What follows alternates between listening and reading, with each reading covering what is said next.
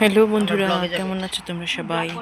অরশাস day ব্লগে তোমাদের সবাইকে স্বাগতম। কেমন আছো তোমরা সবাই? নিশ্চয়ই সবাই খুব ভালো, সুস্থ এবং সুন্দর আছো। আমিও ভালো আছি। আজকে নিয়ে এসেছি আমার ছেলের বিয়ের একটা ছোট্ট ভিডিও। আমি পুরো ভিডিওটা ঠিক মতো করতে পারিনি, কারণ সংসারে অনেক লোক থাকলেও বিয়ের ব্যাপারে আসলে সবাইকে নির্ভর করা যায় না, অথবা বিয়ের কেনাকাটার দায়িত্ব সবার কাছে ছেড়ে দেওয়া যায় না। সেই জন্য আমার ছেলের বিয়েতে A to Z সব কিছু আমাকেই সামলাতে হয়েছে। তো আমি চেষ্টা করেছি আমার এই ব্যস্ততার মধ্যেও কিছু কিছু জিনিস ক্যাপচার করার জন্য। তারই কিছু অংশ আজকে তোমাদের কাছে তুলে ধরছি। এই যে বিয়ের ডালা সাজানো হচ্ছে, আমি কসমেটিক্সের ডালাটা একটু ভিডিও করতে পেরেছিলাম। আমার বড় বোনের ছেলের বউ, সে এই বিয়ের ডালাটা সাজাতে আমাকে সাহায্য করছে। ওরও বিয়ে হয়েছে মাত্র 2 মাস আগে। আমাদের পরিবারে পরপর 2 মাসে দুটো বিয়ে হয়েছে। ফলে আমাদের পুরো পরিবারই আসলে বিয়ের আমেজ নিয়েছিল, এবং পরপর দুটো বিয়ে হওয়াতে আমরা দুই পরিবারের লোকজন ভীষণ রকমের ব্যস্ত ছিলাম।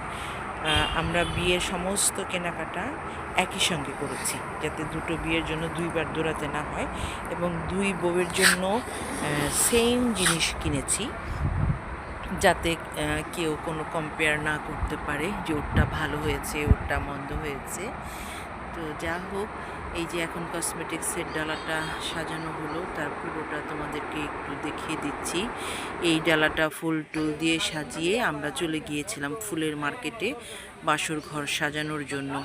তো সেখানে গিয়ে তো এক মহা হুলস্থুল কাণ্ড কারখানা। যে যারা পাইকার, যারা রেগুলার নেয়, ওদের কাছে এক ধরনের দাম চায়, আর আমরা যেহেতু নতুন কাস্টমার, ওরা বুঝেই গেছে যে আমরা কোনো প্রোগ্রামের জন্য ফুল নিচ্ছি, তাই আমাদের কাছে অনেক বেশি দাম চাইছিল। আমরা অনেক দরদাম করে কেনাকাটা করে তারপর ফুলগুলো কিনেছি। কিন্তু একটা বিষয়ে আমরা একটু ভুল করেছিলাম, সেটা হচ্ছে যে এই ফুলের মার্কেটটায় সকাল 8টা থেকে শুরু হয়, 9টার মধ্যেই বিক্রি শেষ হয়ে যায়। আমরা গিয়েছিলাম 9টার সময়, ফলে ফুলের যে ভরা মার্কেটটা, ওই ভরা মার্কেটটা আমরা পাইনি। তারপরে যা পেয়েছি সেখান থেকে আমাদের প্রয়োজনীয় জিনিসগুলো এই যে নিয়ে চলে এসেছি, তোমরা দেখতেই পাচ্ছ।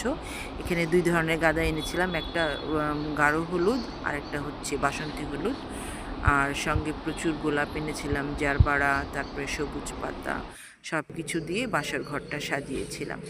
এই বাসর ঘরটার যে ডিজাইনটা তোমরা দেখতে পাচ্ছ, এটা আমি যখন ইভেন্ট কোম্পানির সঙ্গে কন্ট্যাক্ট করি, ওরা চেয়েছিল 20,000 টাকা। তো আমি সেটা না করে সরাসরি ফুল কিনে এনে নিজেই সাজিয়েছি।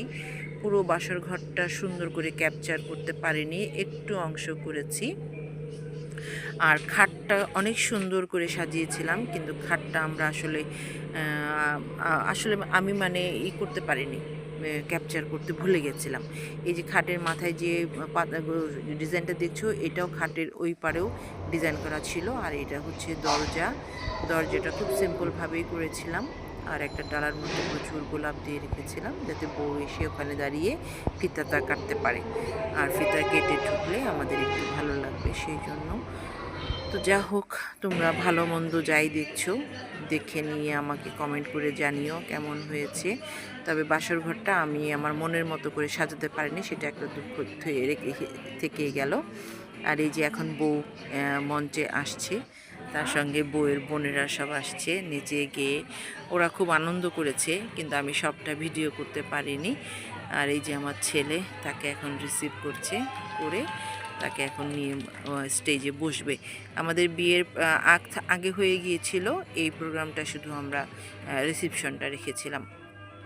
তো যা হোক, প্রচুর গেস্ট, অনেক মানুষের সঙ্গে দেখা সাক্ষাৎ, সব আত্মীয় স্বজনরা এসেছিল অনেক দিন পর এই বিয়ে উপলক্ষে। তো তাদের সবার সঙ্গে দেখা হয়েছে, সেটা একটা বড় পাওয়া। এখানে আমরা এরপরেই সবাই আসলে বউয়ের সঙ্গে ছবি তোলার জন্য ব্যস্ত হয়ে গিয়েছিল। তো আমি গেস্টদের রিসিভ করছিলাম বলে আর গেস্টদেরকে সেভাবে ভিডিও করতে পারিনি, সবার সঙ্গে কথা বলতে পারিনি। তবে অনেক নতুন আত্মীয় স্বজন, পুরনো আত্মীয় স্বজন সব মিলিয়ে একটা জমজমাট পরিবেশ। তোমরা দেখতেই পাচ্ছ। এরা আমাদের সব আত্মীয় স্বজন, সবাইকে ইন্ডিভিজুয়ালি পরিচয় করিয়ে দিতে পারছি না তোমাদের সঙ্গে। তবে বিয়ের খাবারের আয়োজনটা খুবই ভালো হয়েছিল। আমরা প্রোগ্রামটা করেছিলাম মহাখালী রাওয়া ক্লাবে এবং ডেকোরেশনটা আমরাই চুজ করে দিয়েছিলাম। মঞ্চে দেখতে পাচ্ছ আমার ভাগ্নিকে, আর এই পাশে মেয়ের মামা, ওরা বসে গল্প করছে। আর অনেক গেস্ট, সব গেস্টকে ক্যাপচার করা সম্ভব হয়নি। আসলে আমি অনেক দৌড়াদৌড়ির মধ্যে ছিলাম। গেস্টরা আসার সাথে সাথে তাদেরকে রিসিভ করা, তাদেরকে বসানো, তাদের খাবারটা ঠিকমতো দেওয়া হলো কিনা সেগুলো দেখা, এই কাজগুলো করছিলাম বলে সেভাবে ভালো করে শ্যুট করতে পারিনি। শ্যুটগুলো খুব এলোমেলোভাবেই হয়ে। আর শেষ ব্যাচে আমাদের পরিবারের লোকজন সবাই বসেছিল, তাদেরকে একটু ক্যাপচার করেছি। এই যে আমার পরিবারের লোকজন আর কি, ওই সাদা বোরকা পরে আছে আমার 2 বোন, আমার ভাইয়ের বউ, আমার ভাই, এখানে আমার আম্মা, তারপরে আমার ভাইয়ের শাশুড়ি, এরা সবাই বসেছে। তো কেমন লাগলো ভিডিওটা জানিও, প্লিজ লাইক, শেয়ার আর কমেন্ট করো। আবার দেখা হবে